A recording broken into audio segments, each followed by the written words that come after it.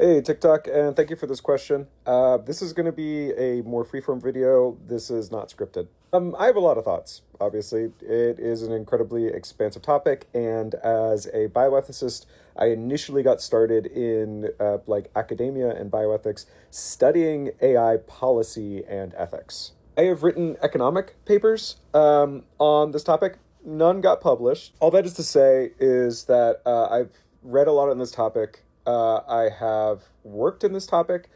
I think more about this than most Americans. This one video will not have all the answers. That's like what I'm trying to get across. The first is that I would like to challenge the idea that the economy of the future is AI. Artificial intelligence systems will be extremely impactful, like in the next couple of years and for the rest of time. When we start talking about like AI in the future of economics, we kind of have to get a little bit philosophical, and we have to start thinking about, well, what does AI really do to productivity, to labor?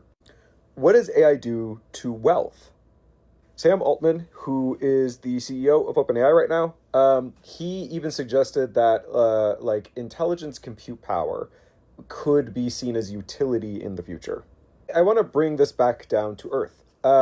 Right now, the biggest concern in terms of policy with AI and the economy is what is it doing with the labor market? And is there untoward speculation in the securities and bond market of AI companies, or companies that are part of sort of the artificial intelligence supply network that is being created as we speak?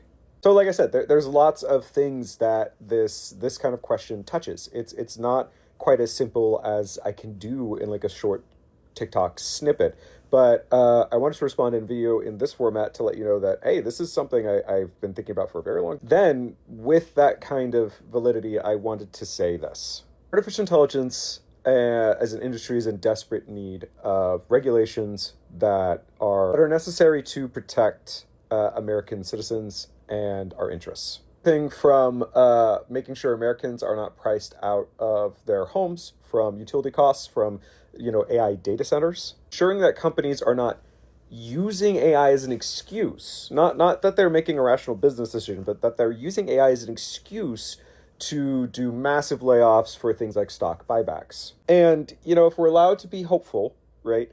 The idea that AI is going to make a lot of jobs obsolete while still keeping productivity very high means that in an idealized society, or a society we should work towards, we collectively reap from the public money that has been put into AI as an industry. There we get to something that I am very passionate about as well, although you haven't heard me talk about a lot, because remember, as president, I am trying to do things that I can unilaterally do and then work with Congress on everything else that I am passionate about and that I know Americans want to see as policy. That is universal basic income.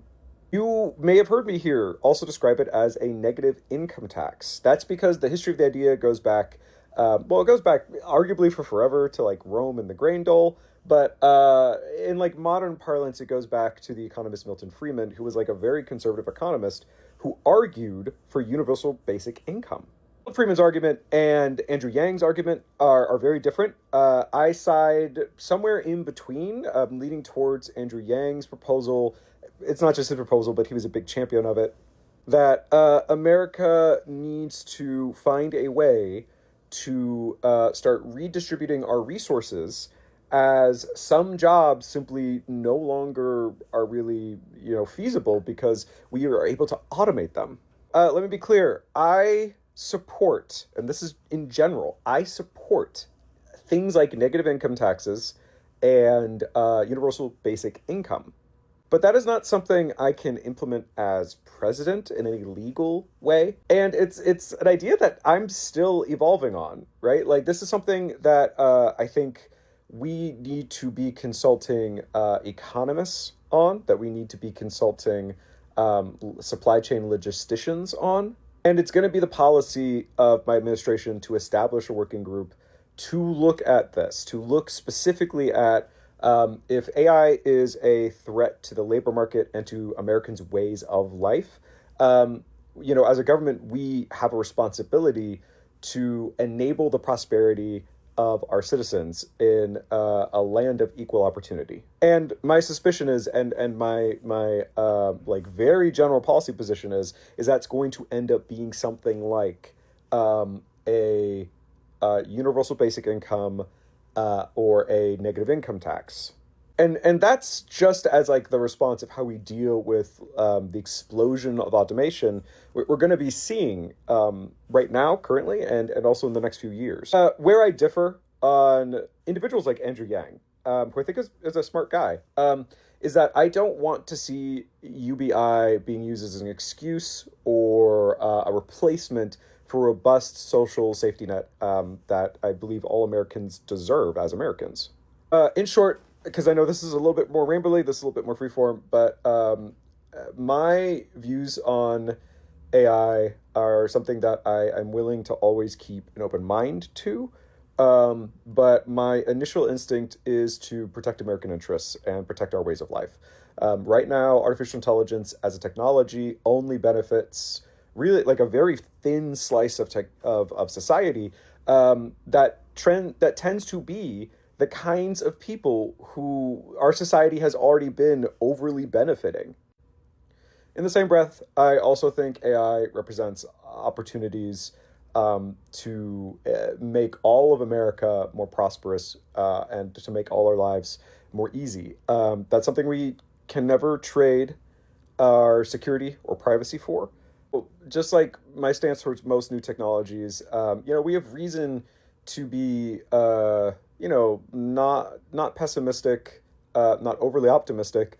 Look at it with clear eyes, but it's a tool, and it's one that we can potentially harness as a society to help everyone, which is the definition of a win-win. That's not getting into even more esoteric concepts, like what do we do when artificial general intelligence is a real technical possibility?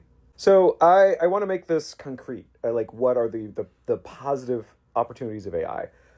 My friend Sky, who I met via TikTok, she started a company that helps potential candidates for clinical oncology research find and be matched with trials using large language models.